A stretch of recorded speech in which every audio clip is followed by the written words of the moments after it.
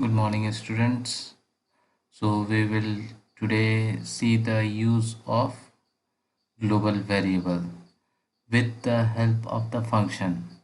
Now, till now, what you have understood about global variable? Global variable is that variable whose value will be same throughout the program, or whose the variable would be accessed by the function also, as well as the main program also.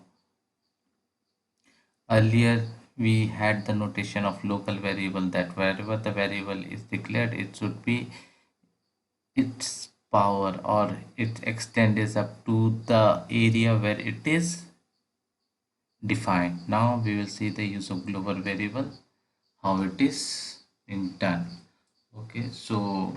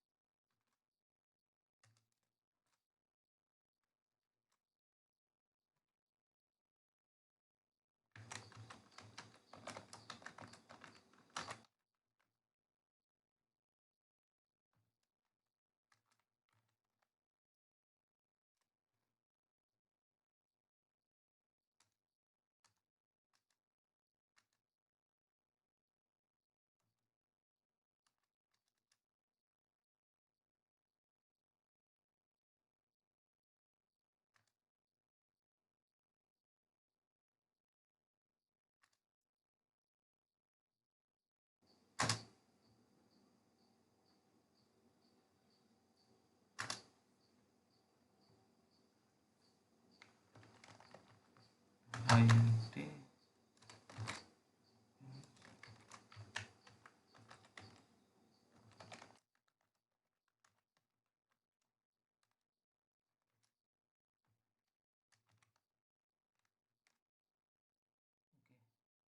So let us see what we have done. We have defined one variable that is global, and the name of the variable is x. We have also put one value, say 20, and now we are just writing one function f1, and inside the f1 we are trying to print the value of x.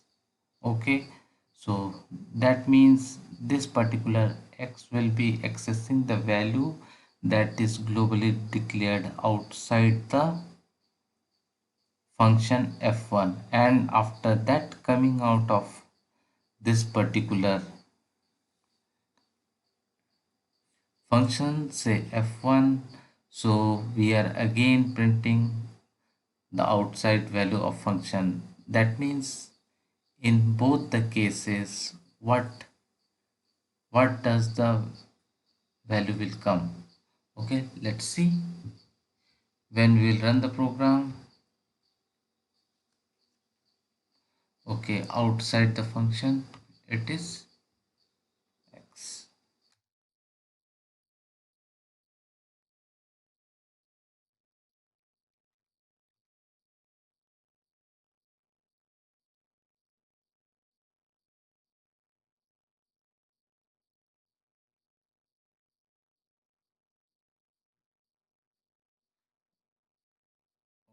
So we have not called this function. There is just a slight error. We'll just call this function and see.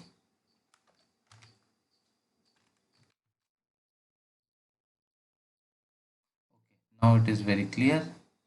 Okay, inside the function it is again 20, and outside the function it is again 20. So we have seen the use of how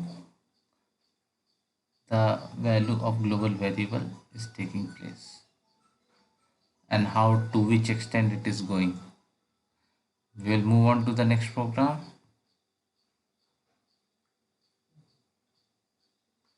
Okay, so our next program will be like just take it down, write a program that will return a cube of the number, and when nothing is passed it will return the cube of 2. Okay, so let us see what it will do. First we are trying to define one function, say f1, and we have used the parameters. And what do you mean by parameters? Parameters are the values that are passed along with the function. Okay, so x is one parameter and we are passing 2 along with it. Okay, so what it will return? Okay, so next line we see that y is equal to x into 3. That means it will return the power x to the power of 3, and that particular value would be stored in value y, and now this value y will be print. Okay, now let's see what is happening when we will first will clear the screen.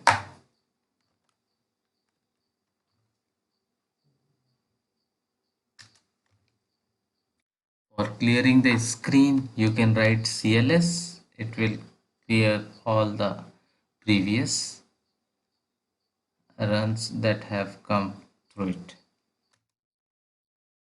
So now it is clear. Now we will run the program. Either we can run it through the command line or we can just simply press the run button. So it is coming as 64. So where is this 64 coming? So you can see here that we have passed 4, and that particular 4 is being transmitted to here to this particular function f1. Now x is not 2 but actually it is 4. Now this 4x and 4 to the power of 3 will give you 64. Okay, we can also try another. Say we can try for 3. It will return you 27 as calculated. Okay, now so just think what will happen if we are passing nothing. Try to imagine and write it down in your notebook.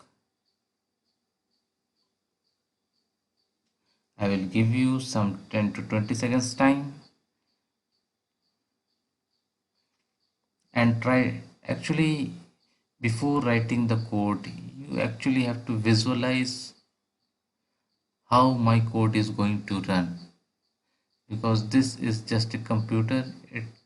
It will execute whatever you are writing into it.